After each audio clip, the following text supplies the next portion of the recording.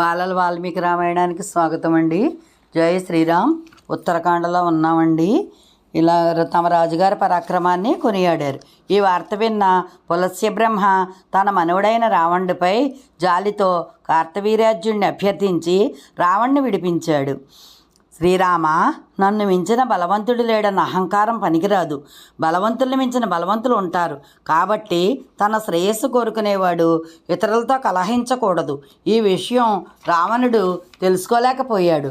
రావణుడు మళ్ళీ అహంకారంతో తన యుద్ధకండూతి తీర్చుకోవడానికి బయలుదేరాడు. వాలితో యుద్ధం చేయాలని హుటాహుటీన కిష్కింధకు వెళ్ళాడు. అప్పుడు వాలి దక్షిణ సముద్రంలో ఉన్నాడు. పుష్పకం ఎక్కి నేరుగా అక్కడికే వెళ్ళాడు రావణుడు. సంధ్యోపాసనలో ఉన్న వాలిని వెనుక నుంచి ఒడిసిపట్టాలనుకున్నాడు. రావణుడి రాక వాలికి తెలుసు. సింహం కుందేలును, గరుక్మంతుడు పామును చూస్తే ఎలా ఉంటుందో అంత ఉల్లాసంగా ఉంది వాలికి. రాని అనుకున్నాడు. అలా దగ్గరకు రానిచ్చి ఒక్క ఉదుటున వాలి తన ఎడంచేతితో రావణుణ్ణి ముందుకు లాగి తన చంకలో ఇరికించేశాడు. చంకలో ఉన్న రావణుణ్ణి అలాగే ఉంచి ఆ సముద్రంలో ముంచి లేపాడు. రివ్వన ఎగిరి తక్కిన 3 సముద్రాల్లోనూ ముంచి లేపి అలాగే కిష్కింధకు తెచ్చాడు.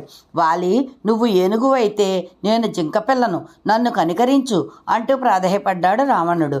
వాలి పెద్ద మనసుతో రావణ్ణి సుగ్రీవుడితో సమానంగా ఆదరించాడు. 1 నెల రోజుల పాటు కిష్కింధలోనే ఉంచుకొని సకల భోగాలతో ఆతిథ్యం కూడా ఇచ్చాడు అని చెప్పాడు అగస్త్య మహర్షి. అప్పుడు శ్రీరామచంద్రుడు, మహానుభావ, హనుమంతుడు సాహసి, మహామేధావి, వాక్చాతుర్యం, సమయస్ఫూర్తి, కార్యదక్షత, విచక్షణ అన్నీ కలవాడు. అతడు తలుచుకుంటే వాలిని చంపలేడా అని అడిగాడు. అగస్త్య మహర్షి హనుమంతుడి శక్తియుక్తులు చెప్పడం ప్రారంభించాడు. హనుమంతుడు చిన్నప్పుడు సూర్యుడిని పండుగ భావించి దాన్ని మింగేయడానికి వెళ్ళాడు. అప్పుడు ఇంద్రుడు హనుమంతుడిని వజ్రాయుధంతో కొట్టాడు. దానికి హనుమంతుడి తండ్రి వాయుదేవుడికి కోపం వచ్చింది. గాలిని స్తంభింపచేశాడు. బ్రహ్మదేవుడు సకల దేవతలతో కలిసి వచ్చి వాయుదేవుడిని శాంతింపచేయడం కోసం హనుమంతుడికి ఎన్నో వరాలు ఇచ్చారు. ఎవరైనా గుర్తు చేస్తేనే తప్ప తన బలము, శక్తి సామర్థ్యాలు హనుమంతుడికి తెలియవు. ఇది హనుమంతుడి అల్లరిని భరించలేక మహర్షులు ఇచ్చిన శాపం. బహుశా అందుకే వాళ్ళని చంపలేకపోయి ఉండవచ్చు. అంతేకాదు, శ్రీరామ, వాలి సుగ్రీవుల తండ్రి వృక్షరజసుడు. వాలిని కిష్కింధరాజ్యానికి పట్టాభిషిక్తుని చేశాడు.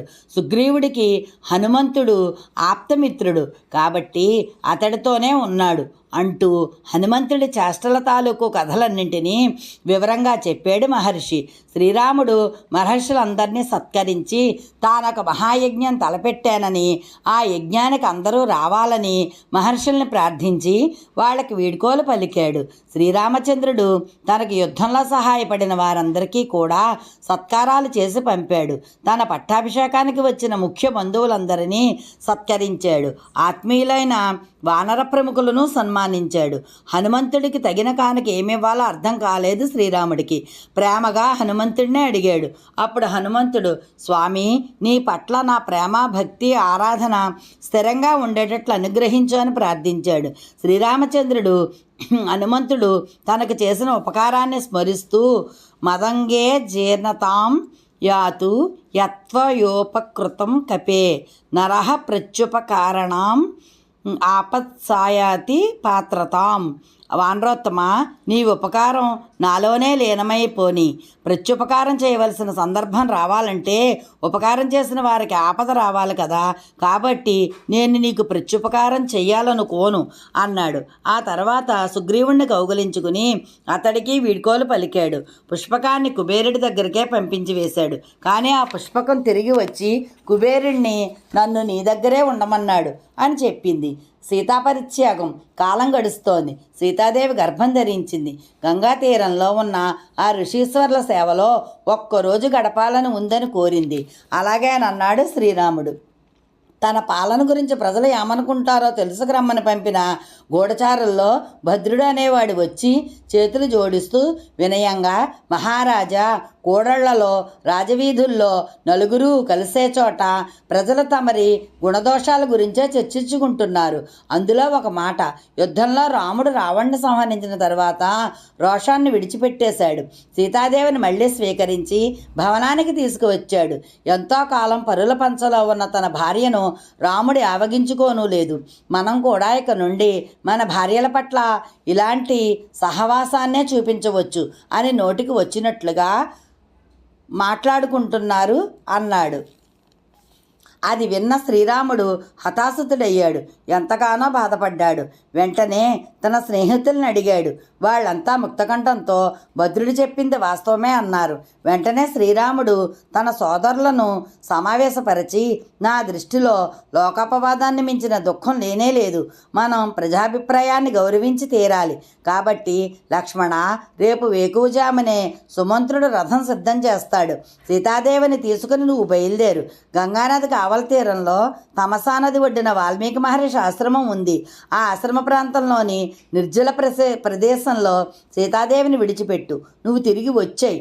ఇది నా మాట, మారు చెప్పకు అని ఆదేశించాడు. వ్యక్తి ధర్మం కంటే లోకధర్మం, రాజధర్మం గొప్పది. సీతను విడిచిపెట్టకపోతే ప్రజల అపార్థాలకు లోనై మొత్తం వివాహ వ్యవస్థే చెడిపోయే ప్రభావం ఉంది. అందుకే శ్రీరాముడి కఠినమైన నిర్ణయం తీసుకున్నాడు. అప్పుడు సీతాదేవి గర్భవతి. లక్ష్మణుడు అన్నగారు ఆజ్ఞను పాటించాడు. వాల్మీకి మహర్షి జరిగిందంతా తెలుసుకుని సీతాదేవికి తన ఆశ్రమంలో ఆశ్రయం కల్పించి కంటికి రెప్పలా కాపాడాడు. లక్ష్మణుడు తిరిగి వస్తూ రథసారథి సుమంత్రుడి దగ్గర బాధపడ్డాడు. అతడి దుఃఖాన్ని చూసిన సుమంత్రుడు, లక్ష్మణ, దేవాసుర యుద్ధంలో ఓడిపోయిన అసురులు భృగుపత్రిని శరణవేడారు. ఆమె వాళ్ళని కాపాడింది. వాళ్ళని కాపాడినందుకు శ్రీమన్నారాయణుడికి భృగుపత్నిపై కోపం వచ్చింది. తన చక్రాయుధంతో ఆమెను ఖండించాడు. ఆ పని భృగు మహర్షికి ఆగ్రహం తెప్పించింది. ఆ ఆగ్రహంలో భృగువు ఒక స్త్రీ అని కానీ మునిపత్ని అని కానీ ఆలోచించకుండా, నా భార్యను చంపిన నువ్వు మానవుడిగా పుట్టి భార్యావియోగం అనుభవిస్తావు అని శ్రీ మహావిష్ణువుని శపించాడు. ఇప్పుడు ఇలా జరగడానికి ఇదే కారణం అని చెప్పాడు సుమంత్రుడు. అయోధ్య చేరిన లక్ష్మణుడు దీనాతి దీనంగా ఉన్న శ్రీరాముణ్ణి చూసి, ప్రభు, సంపదలు శాశ్వతం కాదు, ఔన్నత్యాలు మాత్రం ఉంటాయా? అవి ఉండవు, అవి నశిస్తాయి. కలవడాలు, విడిపోవడాలు, చావు పుట్టుకులు ఇవన్నీ అనివార్యాలు. అందువల్ల వేటిపైన ఆసక్తి పెంచుకోకూడదు. నువ్వు ఆత్మనిగ్రహం కలవాడివి, బాధను విడిచిపెట్టు అని ఓదార్చాడు. కానీ కొన్ని రోజుల పాటు కార్యనిర్వహణ కూడా శ్రీరాముడి వల్ల కాలేదు. ఎప్పుడూ సీతాదేవినే తలుచుకుంటూ తల్లడిల్లిపోయాడు. అంత కష్టంలోనూ తన సోదరుని పిలిచే, సోదరులారా, రాజకార్య నిర్వహణ ఉపేక్షించకూడదు, దానివల్ల అనర్థాలు కలుగుతాయి. ఎప్పటికప్పుడు రాజ్యకార్యాలు నా దృష్టికి తీసుకురండి అని వాళ్లను అభ్యర్థించాడు. శ్రీరామ దర్శనార్థమై యమునా తీరం నుండి కొందరు బ్రాహ్మణులు వచ్చారు. వారిలో చవనుడు, శ్రీరామ, మాధుడు అనే రాక్షసుడి కొడుకు లవణాసురుడు మమ్మల్ని నానాబాధలు పెడుతున్నారు, మీరే మమ్మల్ని కాపాడాలి